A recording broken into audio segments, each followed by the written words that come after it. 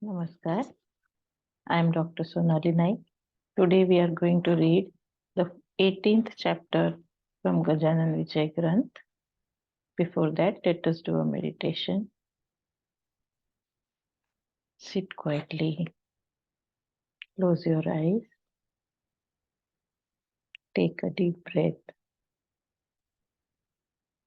Concentrate your attention on your Ajna chakra. See that you are sitting at a very pleasant and beautiful place. It is the seashore. You can hear the beautiful sounds of the waves. A cool breeze is blowing. You are very happy, very peaceful. You are meditating upon Lord Rama.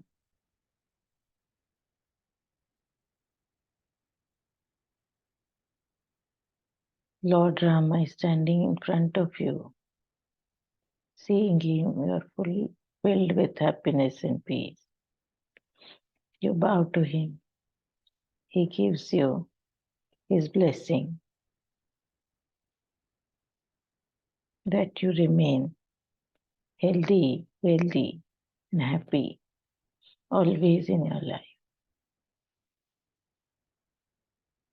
The protective covering of his blessing stays with you all throughout your life.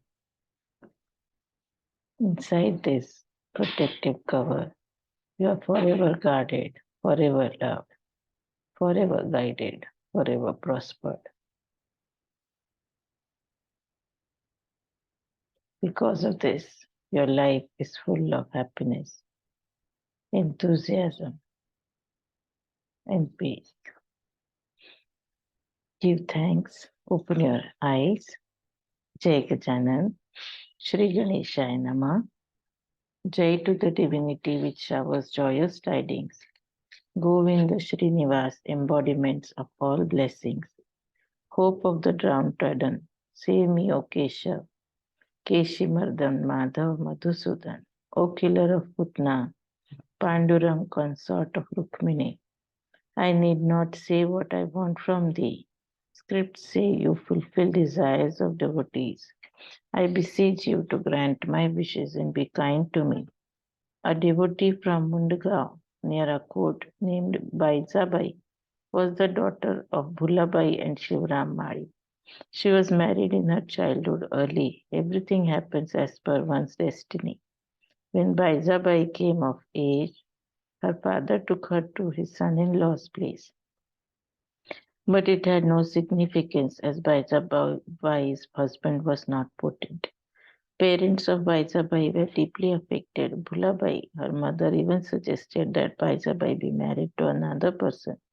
Shivram, the father, did not concur. He said masculinity sometimes comes late, so they decided to wait and let Baiza be at her husband's place, expecting that medicines may help.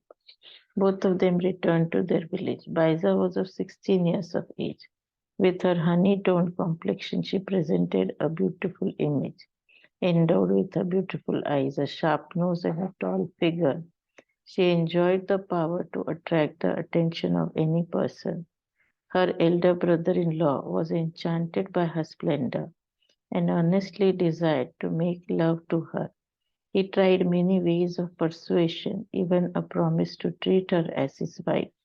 His attempts to seduce her were wasted. Burdened by this torture, she prayed, O God, why am I subject to such conflict when I have worshipped you from my childhood? My devotion got me no fruit. The person I married has no manhood. I know my fate in a way it is great. Now I can entirely concentrate and devote myself to your feet. Now my only request is that no other man touches me. One night her brother-in-law came to her to let her know of his evil intentions. Baiza turned down his overtures. By calling him a shameless creature, she reminded him that a husband's elder brother has a relationship as good as a father. His behavior thus should be as worthy as a father. But ignoring her remarks, he tried to grab her in his arms. Suddenly he heard a thudding sound of his elder son falling to the ground. He fell from the first floor to the base, causing a great wound on his forehead. Baiza picked up the child in her lap and dressed his wound with a medicinal wrap. Baiza told her brother-in-law to learn a lesson and not covet other women with passion. Looking at the condition of his son, he regretted his shabby action and did not bother Baiza thereafter. Shivram took her back to Mundgaon. Her mother suggested that they go to Shegaon and ask Gajanan the future of her daughter. So they all went to Shegaon prostrating before Maharaj. The parents requested the saint to bless Baija to have an infant. Maharaj smiled and replied, "She is not destined to have a child. All men in the world are like father to her. Better forget she is married anymore." Shivram was sorry to hear this from Maharaj, so they all returned to Mundgaon. Baija was happy to know of what was in store for her. With this visit, she became the saint's resolute follower. Baija started visiting Shegaon with Pundalik, a disciple from Mundgaon. Her parents did not object to these trips. They hoped this may bring back her marital bliss. They cherished a faint hope in their minds that Baija's man would become potent by the blessings. But her visits to Shegaon with Pundalik germinated doubts in the minds of the public. People even started spreading rumors that under the garb of religious excursions, Baija and Pundalik were enjoying physical satisfaction. They openly pointed out the caste diversity. Pundalik was Maratha and Baija was of Mari community. A great hue and cry was raised to break their attachment, but both of them were pure at heart. Bhulabai scolded Baija for this association, saying that young men and women come together for nothing else but physical satisfaction. She even advised Shivram to get her husband from their clan. Bhulabai took Baija to Gajanan Maharaj to find out the reason for this association. She believed that saints knew everything, and when asked, they would tell. Maharaj was like sandalwood, which will never emit a bad smell. Pundalik Baija, excuse me, Bhulabai and Shivram, they all went together to Shega. Maharaj looked at Pundalik and said with a smile, "Pundalik, Baisa was your sister in your previous life. Don't deny her affection, even if it attracts public condemnation. You both together worship God. Bhulabai, you should not obstruct that. She is the sister of Pundalik, not his wife. She is not destined to have a husband this life. She will ever remain a maid like Janabai of Pandharpur, who got Namdev as a guru, like the Baisa is one among the few. She has surrendered to me. From now on, she is my Janabai." Hearing these words, Shivram was overwhelmed. He could not speak a word after all that was said. Next day, they returned to Mundugaon with Baisa. No one thereafter objected to her visits to Shigao. Every time Pundalik was her escort. No one ever bothered about that. The saint's kindness abundant stopped the criticism around. Here is a tale how Maharaj always protects his devotees from dreadful spells. Dr. Bahuraja Ramkawar was in charge of Khamgaon Hospital. He got a nasty boil on his body. Eminent doctors were brought from Amravati, Akola, and Buldana cities to treat this discomforting malady. All efforts with medicines, even surgery, failed to bring relief to the state. Bhav was restless lying in the bed due to the unbearable pain. His elder brother was concerned over Bhav's discomfort. There was no alternative left at all except remembering Sri Gajanan Maharaj. Thinking so, they folded their hands and prayed to Sri Gajanan Maharaj to come to their rescue and cure him of the pain. It was midnight and pitch darkness covered the sky, with foxes howling nearby, when a hooded cart drawn by two bullocks came to the doctor's door by luck. A Brahmin from the cart came and knocked at the door. The elder brother opened it, asking the purpose of the stopover. The Brahmin said he was Gaja and he came from Shegaon. He said he has brought Tirtha and Angara for Bhau. He advised to apply Angara to the boil and let Bhau sip the Tirtha a while. He left the things with the brother and went away, saying that he had no time to stay. Hearing this, Bhau sent a man to call back the person. He could not be traced, not the bullock cart. They could not be found as they had disappeared fast. Bhau applied Angara to the boil, which immediately burst, throwing out the infection. The fluid oozed out within an hour, bringing sound sleep to Bhau Raja Ramkavar. Subsequently, he was completely cured and went to Shigaon to see the seer. Smiling at Bhau, Maharaj said, "Look up, that night you did not give grass to my bullocks." Bhau understood that the visitor that night was Maharaj. As a token of his gratitude, he fed the people of Shigaon. Once Maharaj left for Pandharpur to visit God Vittal on the banks of Chandrabhaga river. Many devotees accompanied him. Special trains from Pandharpur were scheduled. This was for a comfortable travel of the crowd. The occasion was Ashadi Ekadashi. First stop on the journey was at Nagsari. Jagu Abba, Patil, Bapuna Kale, and many more were with Maharaj on this tour. There is an underground cave at Nagsari where springs of natural water flow freely, yielding a name to the place as Nagsari. The great Saint Gumaji Maharaj had attained communion with God at this venerable spot. He was the first Guru of Mahadaji Patil, who got blessings of his divinity for welfare and prosperity of the Patil dynasty.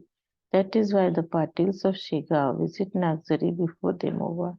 They pay respects to Gumaji before they proceed by train as Varkari to the holy city of Pandharpur. With Maharaj on this tour were Bapuna and 50 others. It was the ninth day of Ashad in the waxing moon, and thousands of devotees started reaching Pandharpur under a cloudy sky, drizzling but with no downpour. Pandharpur appeared like heaven on earth, with a sea of humanity in its girth. Every inch of space meant for going round the temple was jammed with Varkaris, chanting Jai Jai Ram Krishna Hari. The entire atmosphere was charged with devotion. When palanquins of various saints came in procession, they were of Nath, Nivrutti, Dnyaneshwar, Janardhan. Also were there Savata, Gora, Kumbhar, Sopan, Muktabai, and Shri Tukaram Dehukar. Devotees threw a puka in the air to offer respects to them at the festival. The sky was filled with puka powder, spreading its fragrance all over. They threw tulsi leaves and flowers on the palanquins in that festive atmosphere. When Maharaj reached Pandharpur, he stayed at Kukaji Patil's house, which stands on the Pradakshina route. A huge crowd gathered round the temple with police force protecting law and order. On the day of the festival, with Hari Patil, all Shigaon people except Bapuna went to the temple. Bapuna was taking bath and thus was held back. When his bath was over, he learned that everyone had gone to the temple. He hurried to join them, there with the crowd around. He could not reach anywhere near. Helplessly, he offered God a prayer. O Vithala, Rishikesh, why are you displeased with me? Why don't you allow me to enjoy your blessings? You went to Aran to give darshan to Savtamali. Panduranga, come from the temple to meet me. Aran was 16 miles away. I am just at your gate. People call you helper of the helpless. Then why are you ignoring me? Thus he prayed and at last disappointed returned to Kukaji's establishment. He had no food and the despondent mood made him look pale and sunken. So intense was his desire to see Vittal that his mind hovered around over the temple. People jeered at him, calling him the unfortunate example. They teased him, saying, "You came here to visit the stalls and not see the idol." Some said he was a hypocrite, not an unfortunate at all. Others taunted that he knew Vedanta well and needed not to visit the temple. For Vedantis, God is in their hearts, not idols. They believe that only fools go to the temple. People ridicule him, saying, his God for him stands on the street. Then why did he come here at all? He should have called Vittal to Shega. These Vedantis advise others without a fragment of experience. They preach without practice. They do not understand that self realization is possible only by worshipping the visible. How can one attain adulthood without experiencing childhood? Bapuna received such criticism, no one protected him from this sarcasm. He sat quiet without taking any food. Maharaja watched the events and understood his mood. Saints recognize the plight of the unfortunate. Lucky are those who get a chance to be near. Maharaj said, Bapuna, don't worry. I'll just now show you Rukmini Raman Panduranga Hari. Saying so, Maharaj stood up and positioned his feet like Vittal, with hands on the waist like the idol. Bapuna saw him in this form, with the garlands of tulsi and flowers around his neck. Bapuna prostrated himself in front of this image. When he looked up, it was Maharaj again. He was happy at this darshan of the deity. When he went to the temple subsequently, he saw the same idol in that position, as was shown by Maharaj in Kukaji's residence. When people came to know of this incident, they requested Maharaj to bless them with the same darshan. Maharaj replied, like Bapuna, mold your mind. The darshan is not an ordinary kind. Like a commodity at the marketplace, it requires an attitude of pious bread.